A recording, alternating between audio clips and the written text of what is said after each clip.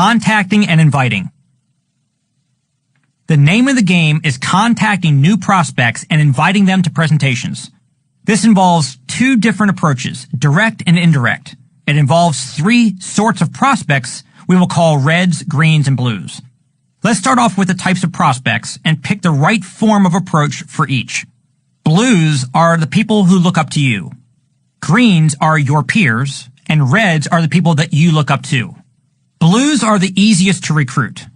Because they respect you, you can pretty much use the direct approach. Here's an example. John, you know that I'm all about business and making money. I only play to win, and I don't waste time on business ventures that won't make me money. I've come across a home run, and I want to let you in on it. Be at my house for a private business reception on Tuesday at 7 p.m. so I can fill you in and get you in the game. See you there. Now, do you want blues? Yes, because even if they aren't the most ambitious, they could be a link to some leaders for you. Now, the greens. Greens are your peers who see themselves as being on the same socioeconomic level as you. And as we know, these friendly folks are often the most skeptical about taking your opinion about anything business-wise. So you can't just tell them they need to join you. You have to relate to them and connect your why with their why. So here's how this approach might go. Sandy, you know how I've been so stressed out for a while now about not making enough money and sinking deeper into debt? I've been getting advice from some of the most financially savvy people I know to come up with a plan to dig out and get into a better financial place. Do you feel where I'm coming from? Can you relate? Well, a very successful associate shared a business idea with me that looks like the way to change my situation.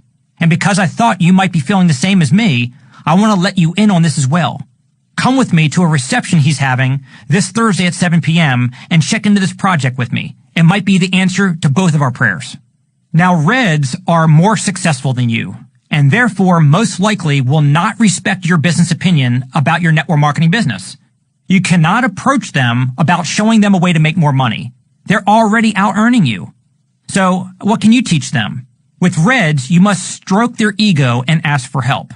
So the red conversation will go like this. Mr. Smith, you know I've been keenly aware of your amazing success in business. I've admired your many accomplishments, and I often wish I had a mentor to help me learn to be half as successful as you. I'm really trying to find the right opportunity to create my path so I can become a great example and provider for my family. I ran across a business that looks to me like a huge opportunity. Since you know so much more about how to evaluate a business than I do, I wonder if you would invest an hour of your time to come with me to check it out and give me your opinion. Now, you can also substitute an hour of their time to maybe invest 5 minutes of your time to review a short video. If you think it is a smart move or not a good idea, I trust that you will tell it to me straight. Would you do this favor for me? Once the red sees the presentation, listen to their opinion to see if they show signs of interest in joining themselves or at least becoming a customer. Do not let yourself get discouraged if a red tells you not to waste your time on the business. This is just one prospect and a clever approach. I have had many reds tell me not to pursue this business simply because it's an unfamiliar business model to them. I still thank them for their time. And now I out-earn and have more time freedom than every one of them. In the recruiting approach process, it is always good to slow down and build rapport before jumping right out at them with your business opportunity. Unless you're going with the sheer split-second recruiting speed numbers game and getting prospects onto a sizzle call. Here is a very effective way to do this. Ask the prospect, what do you do right now for a living? Let them answer and show some interest. Then ask, what do you like best about your job or business? Let them answer and show some interest in them. And then ask, what do you like least about your job or business? Discuss using feel, felt, found so they can see that you can relate to them. Then say, it sounds like you and I are driven by the same things and even driven crazy by the same things. If the money was right and you could have and then quote aspects of what they liked most about their current job and then not have to deal with and then you quote the things they like least and you can start off pursuing it totally on the side with little time commitment. I'd imagine you'd be like me and want to get all the info you can about such a company, right? What you have effectively done is ask for them to give you their hot buttons to push. You will press on the nerve of the things that are painful to them and flaunt the things they really enjoy. So they might say they love working with people and being creative, but they hate the long hours, rush hour commute, or having cap on their income. Your goal is to use these items for them to see how your business is the perfect fit for them. They basically recruited themselves. Flip your approach or invitation philosophy. If you simply reverse your thinking on how you will approach people about your business opportunity, the results will astonish you. Number 1, don't find out who's interested in looking at a business and then expose them to the business. Instead, expose everyone to the business, then find out who's interested. Let's explore this and break it down into concrete numbers. If you start with a list of 100 prospects and ask who might be interested in looking at a side business, only 10 of them might be. Out of those 10, maybe 5 will actually go see a presentation. And out of those 5, you might recruit 2. So it looks like this: 100 prospects, 10 interested, 5 presentations, 2 recruits. But under the flip option, what if you expose all 100 to the business without asking the interest question first? Then after they've seen the business, they can know what to say yes or no to. Some may not allow you to show them or get them to a presentation, but far more will than if you simply ask if they're interested in a business they're unfamiliar with. The flip option looks like this. Those 100 people, you get 30 presentations, and then you get 10 recruits. So let me repeat. If you have 100 prospects and you're asking them about their interests first, 100 gets 10 interested people, 5 presentations reviewed, and 2 recruits, versus going right at the 100, getting 30 presentations reviewed, and 10 recruits. 2 recruits versus 10 recruits. Probably very evident, right? Well, here's another flip philosophy. Number 1, don't invite prospects to an event and then confirm that they can come. Instead, confirm that they're free at that time, and once you've established that they're free, then invite them to the event.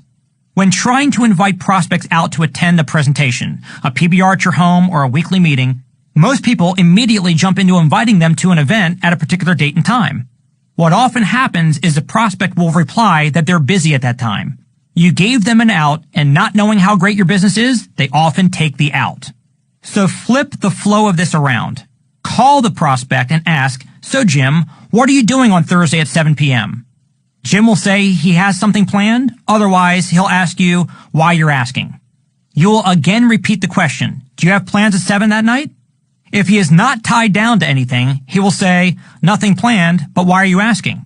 Now you have confirmed that Jim is free, taking that excuse off the table. At this point, you invite him to your presentation. As long as you don't say too much and give him a cause to say he's not interested, he will more than likely give you that open time slot and attend your event. After all, he's already indicated to you that he's available.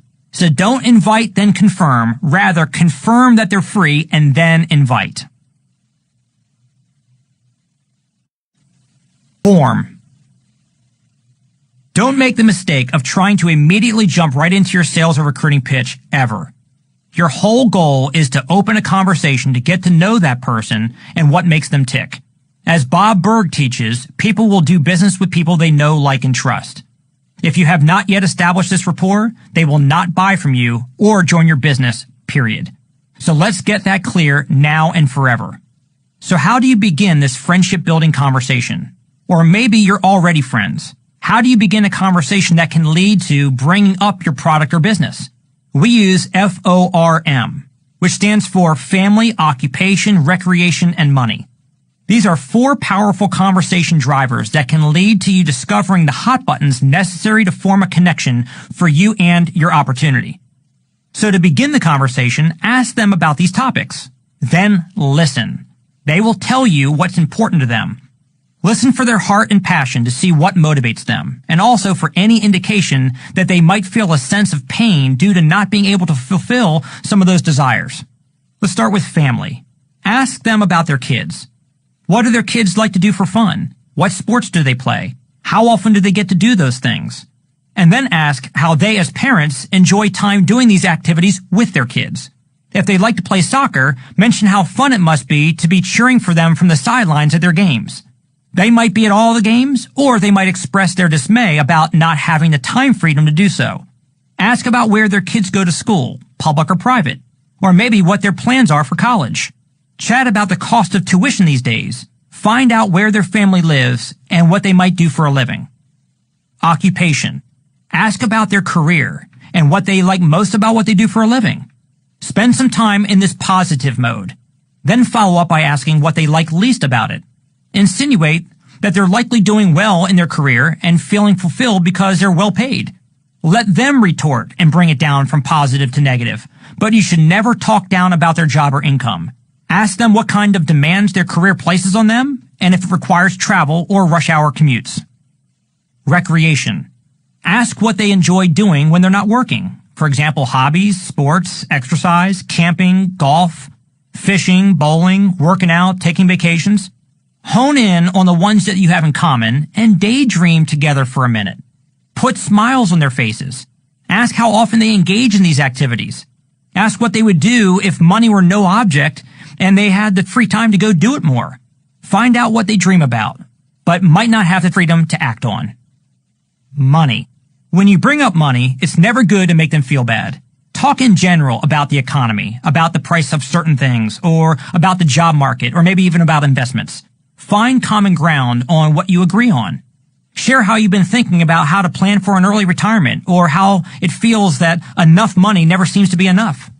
You now have a conversation going using one or more of these topics. Be sure to keep it 75% positive and happy. The 25% that might focus on negatives or pain that they might have in their lives will also come in handy when you introduce them to your opportunity. You'll need to have and use both. Recruiting is simply when you paint a picture. You want to share with them how your business enables people to do the things they said they enjoyed, while at the same time ridding themselves of the stress of not having enough money for tuitions, or wondering how they'll afford retirement, or feeling like they're on a never-ending treadmill chasing the dollar. In other words, it will give them all the things they value and want, and help them avoid all the things they despise. Your business can help them create the ultimate lifestyle. Once you've gotten here without even mentioning your business or company name, you're ready to unveil the business behind the curtain. You created curiosity and interest first. If you started right in with your pitch, you would have met with a closed door of receptivity. This personal restraint and patience is what the recruiting masters have practiced over and over. Bait the hook carefully before you attempt to catch the fish.